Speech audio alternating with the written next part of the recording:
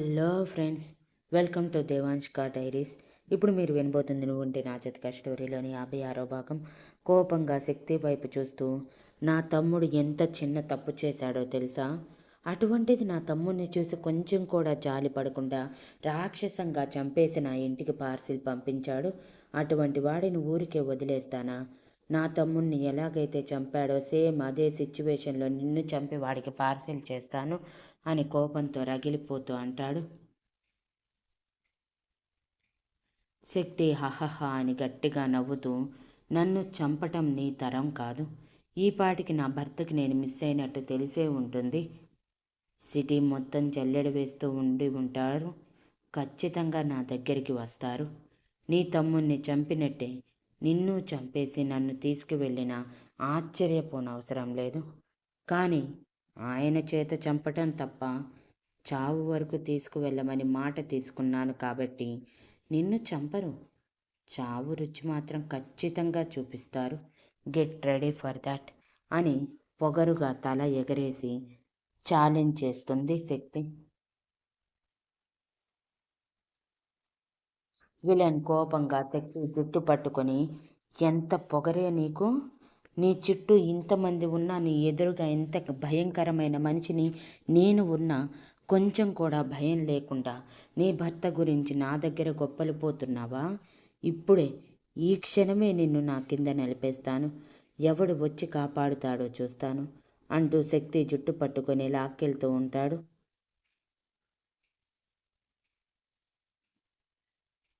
శక్తి కోపంగా, వదలరా వెధవ!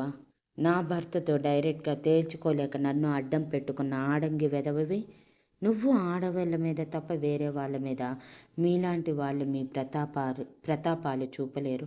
అందుకే కదా నన్నెత్తుకొచ్చావు. అదే ధైర్యం ఉండుంటే డైరెక్ట్గా నా భర్త ఎదురుగా నిలబడి ఫేస్ టు ఫేస్ తేల్చుకునేవాడివి. నీకు ఆ ధైర్యం లేదు కాబట్టి ఇప్పుడు ఇలా నన్ను లొంగ తీసుకోవటానికి చూస్తున్నావు. నువ్వు ఒక మగాడివి. థూ అంటూ విలన్ మొహం మీద ఉమ్మూస్తుంది. విలన్ కోపంగా శక్తి జుట్టు వదిలిపెట్టి తన మొహం మీద ఊసిన శక్తి ఉమ్మిలిని తుడుచుకొని, ఎంత పొగరే నీకు? నన్నే అంత హీనంగా మాట్లాడతావా అంటూ శక్తి చెంప మీద గట్టిగా కొట్టగానే అప్పటికే రూమ్లోకి తీసుకువెళ్ళేసరికి శక్తి గోడకి తగిలి బాగా గట్టిగా దెబ్బ తగలటం వలన నుదురు చిట్లి బ్లడ్ వస్తూ తల తిరుగుతున్నట్టు అనిపిస్తూ ఉంటే తల పట్టుకొని అలాగే కింద కూలబడుతుంది. విలన్ కోపంగా శక్తి దగ్గరికి వెళ్ళి తన ముందు బెండయి శక్తి జుట్టు పట్టుకుని శక్తి మొహంలో మొహం పెట్టి, వాడితో డైరెక్ట్గా తేల్చుకోలేక కాదు నిన్ను ఎత్తుకొచ్చేసింది. నిన్ను అడ్డం పెట్టుకొని వాడికి భయం బాధ రుచి చూపించడానికి. లేకపోతే వాడిని చంపటం నాకు చిటికెలో పని. నన్నే అన్నేసి మాటలు అంటావా? ఈరోజు నిన్ను నా నుంచి ఎవరు కాపాడుతారో చూస్తాను అంటూ శక్తి జుట్టు పట్టుకునే పైకి లేపుతూ ఉంటే శక్తి కోపంగా వాడి చేతులు విదిలించి కొట్టి, నన్ను లొంగ తీసుకోవటం నీ వల్ల కాదు. ఒకవేళ అదే కానీ జరిగిందంటే నువ్వు చావటం ఖచ్చితంగా జరుగుతుంది. నీ చావు కూడా నా చేతుల్లోనే ఉంటుంది అంటూ ఎదురుగా బెడ్ పక్కన సైడ్ టేబుల్ మీద ఫ్లవర్ వాజ్ కనిపిస్తూ ఉంటే వాడి నుంచి తప్పించుకొని పరిగెడుతూ వెళ్ళి ఆ ఫ్లవర్ వాజ్ పట్టుకొని, నా దగ్గరికి వచ్చావంటే దీనితో నీ తల బద్దలు కొట్టేస్తాను అని అరుస్తుంది. విలన్ గట్టిగా హహహ అని నవ్వుతూ, మీ ఆడవాళ్ళు ప్రగల్భాలు పలకటానికి తప్ప మమ్మల్ని ఏం పీకలేరు. ఏంటి నన్ను చంపేస్తావా? నీకంత ధైర్యం ఉందా? నీ మొహం చూస్తుంటే అలా అనిపించట్లేదే అని ఒక్కో అడుగు ముందుకు వేస్తూ ఉంటే శక్తి ఒక్కో అడుగు వెనక్కి వేస్తూ, నేను చెప్తుంది నిజమే.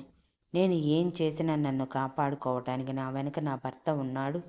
ఆఖరికి చంపినా సరే ఆ శవాన్ని మాయం చేసి నేనేమీ చేయలేదన్నట్టు సమాజానికి నిరూపించగల సామర్థ్యం ఉన్నవాడు నా భర్త. కాబట్టి నా దగ్గరికి రాకు అంటూ ఫ్లవర్ వాజ్ గట్టిగా పట్టుకొని అంటుంది.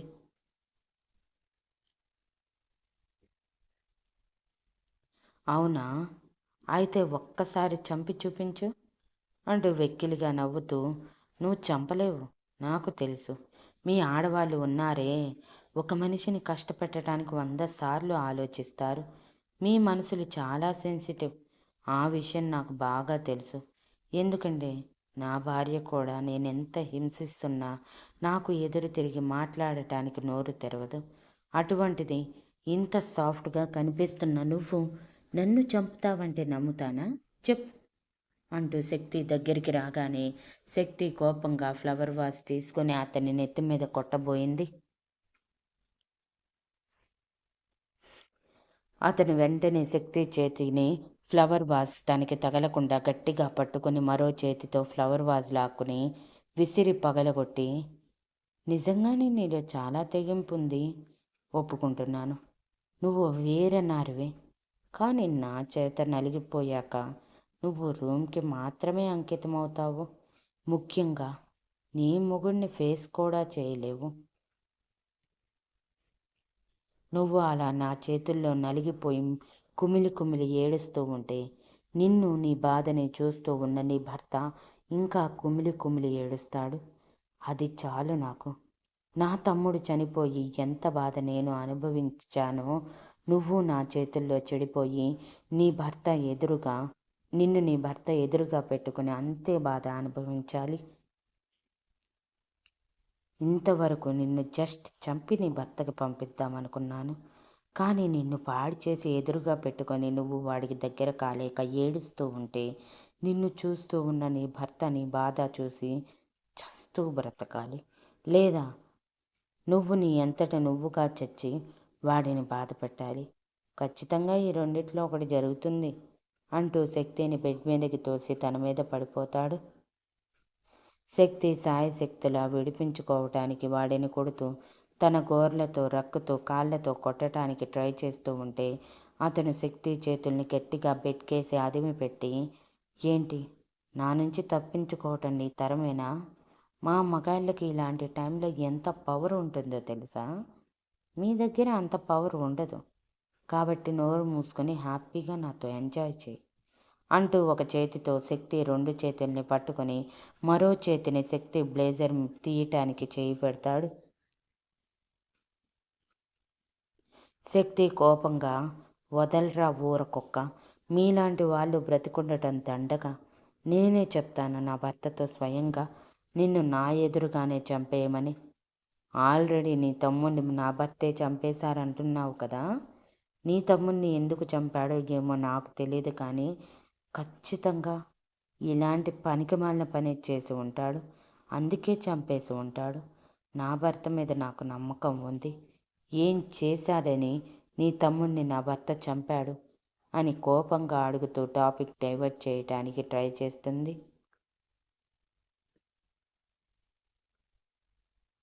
విలన్కి తన తమ్ముడి శవం మళ్ళీ కళ్ళ ముందు కదిలి బాధగా అనిపించి, ఎస్, అది చెప్పకుండా ఎలా నిన్ను పాడు చేస్తాను చెప్తాను.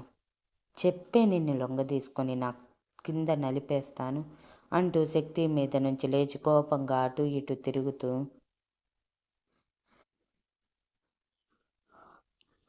నా తమ్ముడు రుద్ర చెల్లెలైన సమన్వి చదివే కాలేజీలోనే చదువుకుంటున్నాడు. కొంచెం ఎంజాయ్ చేసే టైప్. యుక్త వయసులో కాకపోతే ఇంకెప్పుడు ఎంజాయ్ చేస్తాడు? నే యుక్త వయసులో కాకపోతే ఇంకెప్పుడు ఎంజాయ్ చేస్తాడని నేను కూడా వాడిని వదిలేశాను. అలా నా తమ్ముడి కన్ను రుద్ర చెల్లెల మీద పడింది. ఒక నైట్ ఎంజాయ్ చేద్దామని చాలాసేపు బ్రతిమలాడాడు. తను ఒప్పుకోకుండా అందరి ముందు కాలేజీలో చెప్పు తీసుకొని కొట్టింది.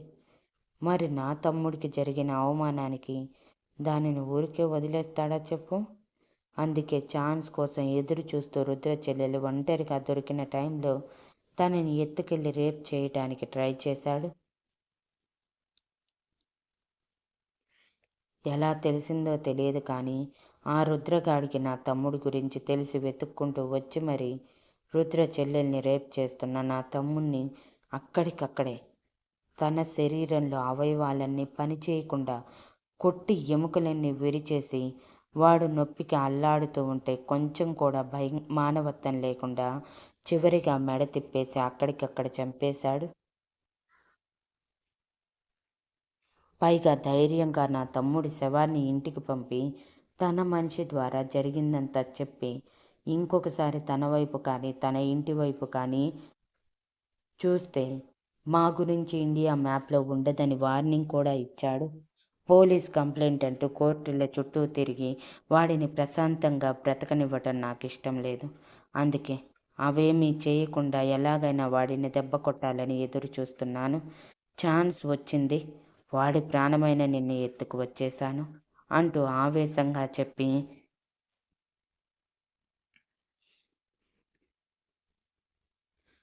రుద్ర ఒకరిని అతి దారుణంగా చంపేశాడని చెప్పాను కదా, అది ఈ విలన్ తమ్ముడే. తన తమ్ముడి శవం గుర్తు చేసుకొని బాధగా, ఏమంత పెద్ద తప్పు చేశాడని వాడు నా తమ్ముడిని అంత దారుణంగా చంపేశాడు? ఏ ఒక్కసారి వాడి చెల్లెలతో ఎంజాయ్ చేస్తే ఏమైనా అరిగిపోతాడా, కరిగిపోతాడా, లేకపోతే వాళ్ళ చెల్లి ఏమైనా చస్తుందా అంటూ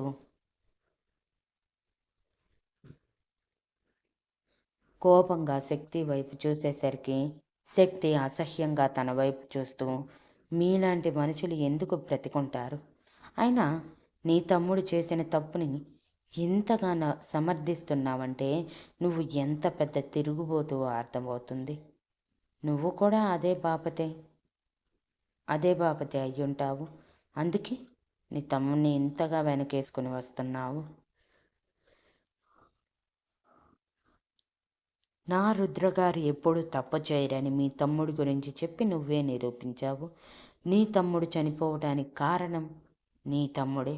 ఏ నా ఆడపడుచు వద్దని నాకు వదిలేయచ్చుగా.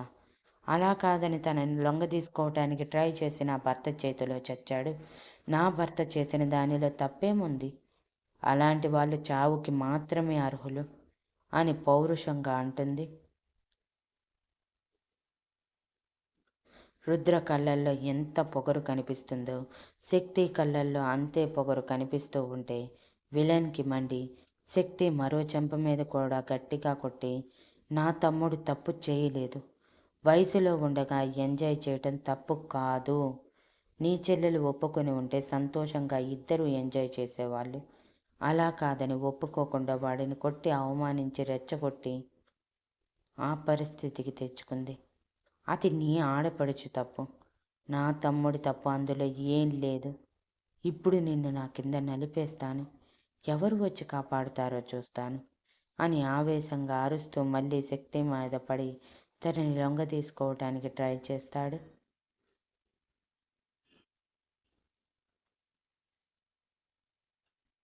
Thank you for listening and please like, share, comment and subscribe.